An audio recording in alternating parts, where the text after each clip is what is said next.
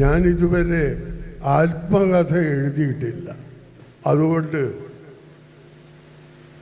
എന്നെക്കുറിച്ച് ചിലത് ഞാൻ നിങ്ങളോട് പറയാം. ക്ഷന്തവ്യമാണ്. ശബ്ദം ഏതാണ്ട് ഒരു കൊല്ലമായിട്ടില്ല മരണത്തിൻ്റെ കയ്യിൽ നിന്ന് ഞാൻ മടങ്ങി വന്നിട്ടത്. ഒരു സ്ട്രോക്ക് വന്നു. എൻ്റെ സുഹൃത്ത് രാമചന്ദ്രൻ 3/4 മണിക്കൂറിനിടയിൽ എന്നെ ആസ്റ്റർ മിംസ് ആശുപത്രിയിൽ കൊണ്ടുപോയി. അങ്ങനെ കുറേ ദിവസം അവിടെ കിടന്ന് രക്ഷപ്പെട്ട് വന്നതാണ്. അതിനുശേഷമാണ് എൻ്റെ ശബ്ദം ഇങ്ങനെ സുന്ദരമായി മാറിയത്. അതുകൊണ്ട് ചിലപ്പോൾ നിങ്ങൾക്ക് മനസ്സിലായില്ല എന്ന് വരാം, മാപ്പ് തരണം. ഞാൻ ഇതുവരെ എൻ്റെ ഒരു കഥക്കും ഒരു പുസ്തകത്തിനും അവതാരിക എഴുതിയിട്ടില്ല. Let the work speak four itself. Let the work speak four itself. മറ്റൊരാൾ വന്നിട്ട് ഇത് വലിയ മഹത്താണ്, അതാണ്, ഇതാണ് എന്നൊക്കെ പറയും. അതിന് വിലയില്ല. അതുകൊണ്ടാണ് ഞാൻ let the work speak four itself എന്ന് പറഞ്ഞത്.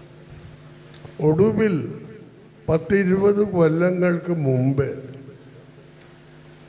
DC കിഴക്കേ മുറി പ്രധാനപ്പെട്ട എഴുത്തുകാരുടെ സമ്പൂർണ്ണ കൃതികൾ പരസ്യപ്പെടുത്താൻ ഒരു സ്കീമുണ്ടാക്കി.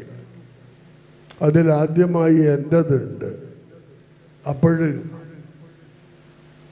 ഇതിൻ്റെ ഒരു പൊതു സ്വഭാവം തന്നെ എഴുത്തുകാരൻ അവതാരിക എഴുതണം എന്നാണ്. അപ്പോൾ പിന്നെ നിർബന്ധമില്ല. എനിക്ക് എൻ്റെ പാതിവ്രത്യം നിഷേധിക്കേണ്ടി വന്നു. 1.25 പേജിൽ ഞാൻ ചുരുക്കി എഴുതി. 1.25 പേജ്, അത്രയേ ഉള്ളൂ. അതിൽ അവസാനമായി എനിക്ക് എൻ്റെ ജീവിതത്തിൽ കിട്ടിയ ഏറ്റവും വലിയൊരു പുരസ്കാരം ഞാൻ ഓർമ്മിക്കുന്നുണ്ട്. ഒരു ക്രിസ്തീയ പുരോഹിതൻ എന്നോട് പറഞ്ഞു, ആത്മാവിൻ്റെ വിശുദ്ധമായ പ്രാർത്ഥനകളല്ലേ അങ്ങയുടെ കഥകൾ. അതിലും വലിയ ഒരു പുരസ്കാരം ഇന്ന് വരെ എനിക്ക് കിട്ടിയിട്ടുണ്ട്. ഇന്ന് 1 ലക്ഷം പുരസ്കാരം കിട്ടിയല്ലോ. ലക്ഷങ്ങളുടെ പുരസ്കാരം വേണ്ട എന്ന് പറഞ്ഞ് ബഹുമാന പുരസ്കാരം നിരസിച്ച ഒരുപക്ഷെ ഇന്ത്യയിലെ ഏക സാഹിത്യകാരനും ഞാനായിരിക്കും. ലക്ഷങ്ങളുടെ പുരസ്കാരം. 3 ലക്ഷത്തിൻ്റെ ഒരു പുരസ്കാരം വരുന്നുണ്ടെന്ന് അറിഞ്ഞപ്പോൾ തരുന്നവർ എൻ്റെ സുഹൃത്തുക്കളാണ്. ചെയ്യരുതേ എന്ന് മുൻകൂട്ടി പോയി അവരോട് അപേക്ഷിച്ച് അത് നിർത്തി. പിന്നീട് 14 കൊല്ലങ്ങൾ കഴിഞ്ഞപ്പോൾ ഈ പുരസ്കാരം എനിക്ക് കിട്ടി. അന്ന് ഞാൻ ഒരു പ്രസംഗം വായിച്ചു. എഴുതിയിട്ട് അതിൽ ഇതൊക്കെ പറയുന്നുണ്ട്. ഈ പത്രത്തിൻ്റെ എഡിറ്ററും ഉടമയുമൊക്കെ വേദിയിലുണ്ട്. ഈ കഥയൊക്കെ ഞാൻ പറഞ്ഞു. എന്നാൽ പിന്നെ ഇപ്പോഴെന്താ വാങ്ങിയത് എന്നും. പെൻഷനൊന്നുമില്ല, കാരണവന്മാർ സമ്പാദിച്ചതുമില്ല. ഒരു പടി മരുന്ന് വാങ്ങണം, യാതൊരു രക്ഷയില്ല. അതുകൊണ്ട് പിന്നെ എഴുത്തച്ഛൻ രാമായണത്തിൽ പറയുന്നുണ്ട്, എനിക്ക് കുറച്ച് ബുദ്ധി ഇപ്പോഴും വർദ്ധിച്ചു. എന്താണെന്നറിയോ? ഭോഗങ്ങളൊന്നുമേ കാക്ഷിക്കയും വേണ്ട, ഭോഗം വിധികൃതം വർജിക്കയും വേണ്ട. സ്വത്തിന് സമ്പത്തിന് ആഗ്രഹിക്കരുത്, പക്ഷേ നിനക്ക് സ്വയമേവ ലഭിക്കുന്നത് നീ തള്ളുകയും വേണ്ട. സത്യമാണ്. പക്ഷെ അതിനുശേഷവും വാങ്ങാണ്ട് നിന്നിട്ടുണ്ട്. ആ സത്യവും ഞാൻ പറയാം. എനിക്ക് ഏറ്റവും വലിയ പുരസ്കാരം കിട്ടിയത് ആ ക്രിസ്തീയ പുരോഹിതൻ്റെ വാക്കുകളാണ്. ആത്മാവിൻ്റെ വിശുദ്ധമായ പ്രാർത്ഥനകൾ. ഇനി മറ്റൊന്ന് പറയാം. ഈ നീണ്ട കാലത്തിലിടക്ക് ഇന്ന് വരെ ഞാൻ ഒരു അശ്ലീല കഥാപാത്രത്തെ സൃഷ്ടിച്ചിട്ടില്ല. അഭിമാനം ഒരു ദുഷ്ട കഥാപാത്രത്തെ സൃഷ്ടിച്ചിട്ടില്ല. ചില സാഹിത്യകാരന്മാർ പറഞ്ഞു അത് അയാളുടെ കഴിവ് കേടാണ് എന്ന്. ഞാൻ പറഞ്ഞു അത് കഴിവ് കേടാണെങ്കിൽ ഞാനത് സ്വീകരിക്കുള്ളൂ. എൻ്റെ ന്യായം ഇതാണ്. ഞാൻ എഴുതാതെ തന്നെ ഈ ലോകത്തിൽ ദുഷ്ടകഥാപാത്രങ്ങൾ അനുനിമിഷം പെരുകി വരികയാണ്. Then why should I also add to the number? അല്ലാതെ കണ്ട് തന്നെ അനുനിമിഷം ദുഷ്ടകഥാപാത്രങ്ങൾ മനഃപൂർവമല്ലേ അല്ല. ഇനി ഞാൻ മറ്റൊരു കാര്യം പറഞ്ഞു. അടുത്ത കാലത്ത് ഒരു ബിഷപ്പുമായി ഞാൻ വളരെ അടുത്ത് പെരുമാറേണ്ടി വന്നു.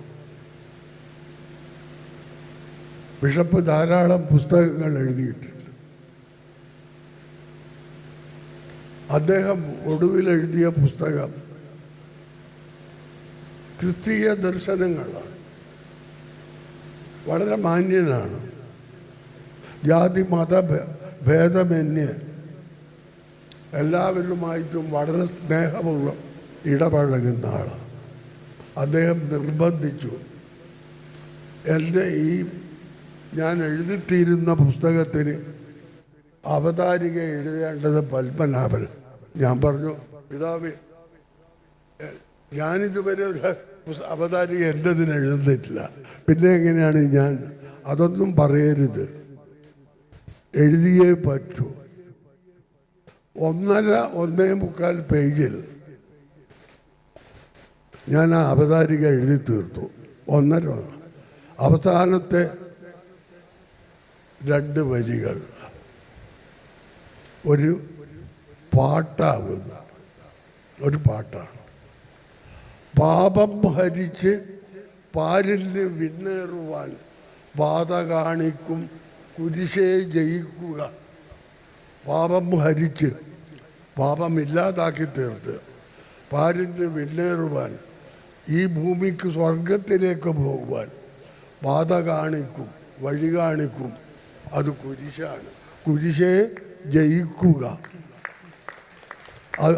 ഈ 2 വരികളോടുകൂടിയ കഷ്ടിച്ച് 1.25 അതിൽ എനിക്ക് ലഭിച്ച ആദ്യത്തെ ക്രിസ്തു ദർശനത്തെക്കുറിച്ച് ഞാൻ പറയുന്നുണ്ട്. അത് പാവങ്ങൾ എന്ന അതിബൃഹത്തായതും എല്ലാ അർത്ഥത്തിലും ബൃഹത്താണ്. വിക്ടർ ഹ്യൂഗോവിൻ്റെ ആ മഹത്തായ നോവൽ എല്ലാ അർത്ഥത്തിലും ബൃഹത്താണ്. ഡിയിലെ മെത്രാൻ്റെ ആ പ്രവൃത്തിയിലാണ്, വിസ്തരിക്കാൻ കഴിയില്ല. ഡിയിലെ മെത്രാൻ്റെ ആ പ്രവൃത്തിയിലാണ് ഞാൻ ആദ്യത്തെ ക്രിസ്തു ദർശനം എനിക്കുണ്ടായത്. ഇനി ഒരനുഭവം 2 ദിവസം മുമ്പുണ്ടായ ഒരനുഭവം കൂടി പറഞ്ഞ് നിർത്താം. ഞാൻ ഈ എറണാകുളത്തിന് 18 കിലോമീറ്റർ അപ്പുറമുള്ള ഇന്ത്യ ഗവൺമെൻറ്റിൻ്റെ വളരെ വലിയ ഒരു കമ്പനിയിൽ 25 കൊല്ലം പണിയെടുത്തിരുന്നു. ഒരുപടി വിഷമങ്ങൾ എനിക്കുണ്ടായിരുന്നു. എൻ്റെ കഴിവുകേട് കൊണ്ടല്ല. സത്യത്തെ മുറുകെ പിടിച്ചതുകൊണ്ട്, ദീർഘകാലം ഞാൻ മെറ്റീരിയൽസ് മാനേജറായിരുന്നു. 2 കൊല്ലം ഡെപ്യൂട്ടി ജനറൽ മാനേജറുമായിരുന്നു. 1000-ലധികം ഓഫീസർമാർ വരെയുള്ള ഒരു കമ്പനി, ഉടമ ഇന്ത്യ ഗവൺമെൻറ്. സഹിക്കാൻ കഴിയാതെ കണ്ടായപ്പോൾ ഞാൻ മുനിസിപ്പൽ കോടതിയിൽ പോയി കേസ് കൊടുത്തു. ഞാൻ ജയിച്ചു. ഞാൻ പറഞ്ഞത് സത്യമാണ്. വിധി വന്നു. പിന്നെയും ശല്യം തുടർന്നുകൊണ്ടിരുന്നു. ഞാൻ കേരള ഹൈക്കോടതിയിൽ പോയി. ചുരുക്കിയാണ് പറയുന്നത്. അവിടെയും ഞാൻ ജയിച്ചു. കമ്പനി സുപ്രീം കോടതിയിൽ പോയി. അവിടെയും ഞാൻ ജയിച്ചു. ജയിച്ചത് സത്യമായിരുന്നു. പിന്നെ ഞാൻ നിയമം പഠിച്ചിട്ടുള്ള ഒരുത്തനുമായിരുന്നു. അതുകൊണ്ട് അതാത് സമയത്ത് തെളിവുകളൊക്കെ ഭദ്രമായി സൂക്ഷിക്കുവാൻ ഞാൻ ശ്രമിക്കുകയും ചെയ്തിരുന്നു. അതുകൊണ്ട് സത്യമാണ് പറയുന്നത് എന്നും പറഞ്ഞ് ഇന്ന് കോടതിയിൽ പോയാൽ രക്ഷപ്പെടുകയില്ല. തെളിവും ആവശ്യമാണ്. നിയമം പഠിച്ചതുകൊണ്ട് തെളിവ്. ഇത് പറയാൻ കാരണം, അന്ന് എനിക്ക്, ഞാൻ ഏറ്റവും വലിയ ഉദ്യോഗസ്ഥനാണ്. അന്ന് എനിക്ക് മത്തായി എന്നു പേരായ ഒരു ഓഫീസ് ബോയ് ഉണ്ട്. എനിക്കല്ല, എൻ്റെ കമ്പനി.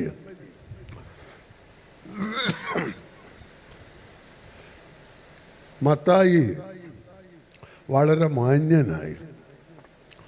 എന്നെ കൊണ്ട് മത്തായിക്ക് ഒരു ഉപകാരവും ഉണ്ടായിട്ടില്ല. ഞാൻ ജോലി കൊടുത്തവർ, ഞാൻ പ്രമോഷൻ കൊടുത്തവർ, ഇവരൊക്കെ എനിക്ക് ഭാര്യയായി ഭവിച്ചത്. മത്തായി എന്നിൽ നിന്ന് യാതൊന്നും പ്രതീക്ഷിച്ചിട്ടില്ല, യാതൊന്നും ഞാൻ കൊടുത്തിട്ടുമില്ല. മത്തായി എനിക്ക് ജീവിതത്തിൽ എന്നും ഒരു സുഹൃത്ത് മാത്രമല്ല, ഒരു വഴികാട്ടിയുമായിരുന്നു. ഞാൻ മത്തായിയോട് ചോദിച്ചിട്ടുണ്ട്, മത്തായി ഇതെന്താ, നിങ്ങൾ ഏറ്റവും താഴെ ഓഫീസ് ബോയ് എന്ന് പറഞ്ഞാൽ, മറ്റൊരു തരത്തിൽ പറഞ്ഞ പ്യൂൺ, സിപായി, ഇതേ ഉള്ളൂ. ഞാൻ ഡെപ്യൂട്ടി ജനറൽ മാനേജർ. അപ്പോൾ മത്തായി പറഞ്ഞു, സാറേ ഞാൻ നിങ്ങളെയല്ല നിങ്ങളെ സഹായിച്ചിട്ടില്ല. ഞാൻ സത്യത്തിൻ്റെ വഴിയിലൂടെ നടന്നു. അത് നിങ്ങൾക്ക് ഗുണകരമായി ഭവിച്ചു, അത്രയേ ഉള്ളൂ. ഞാൻ സത്യത്തിലൂടെ നടന്നു, വഴിയിലൂടെ നടന്നു, നിങ്ങൾക്കത് ഗുണകരമായി ഭവിച്ചു, അത്രയേ ഉള്ളൂ. അല്ലാണ്ട് ഞാൻ നിങ്ങൾക്ക് യാതൊരു ഉപകാരവും ചെയ്തിട്ടില്ല. ആരാണ് മത്തായി നിങ്ങളെ ഇത് പഠിപ്പിച്ചത്? എൻ്റെ സ്വർഗസ്ഥനായ എൻ്റെ പിതാവാണ് എന്നെ പഠിപ്പിച്ചത് എന്നും മത്തായി പറഞ്ഞു. മത്തായി ഞാനും സുഹൃത്തുക്കളായിരുന്നു. ആഴ്ചയിൽ ഒരു ദിവസമെങ്കിലും മത്തായി ഞാനും, റിട്ടയർ ചെയ്ത് ഞാൻ വന്ന് 40-ലധികം കൊല്ലമായി. ഈ കാലമത്രയും മത്തായി ആയിട്ടുള്ള സ്നേഹമാണ്. ഇന്നലെ മറ്റൊരു സുഹൃത്ത് വിളിച്ചു പറഞ്ഞു, നമ്മുടെ മത്തായി ലോകത്തോട് വിട പറഞ്ഞ്. രാത്രി മുഴുവൻ ഞാൻ ഉറങ്ങിയിട്ടില്ല ഇന്നലെ. മത്തായി ആയിരുന്നു മനസ്സിൽ. ഇതുകൊണ്ട് മറ്റൊരു ചെറിയ ലാഭവും എനിക്കുണ്ടായി. രാവിലെ നേരം പുലർന്നപ്പോൾ 6:45 മണിക്ക് എയർപോർട്ടിലേക്ക് പോയി. ഇന്ന് ഒരു ഗുണമുണ്ടായി. ഒരു ചെറിയ കഥ, എൻ്റെ എല്ലാ കഥകളും ചെറുതാണ്, എല്ലാ കഥകളും ചെറുതാണ്. കഥയുടെ തലക്കെട്ട് മത്തായിയുടെ സുവിശേഷം അഥവാ സത്യത്തിൻ്റെ വഴി. കൂടുതൽ പറയുന്നില്ല.